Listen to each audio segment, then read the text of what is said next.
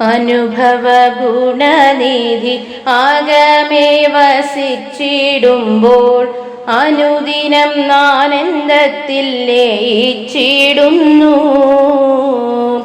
ഇഹ പരലോകത്തിൻ്റെ അടിസ്ഥാനമായ രൂപം അഖിലനാഥനാണെന്ന് അറിയുന്നു ഞാൻ.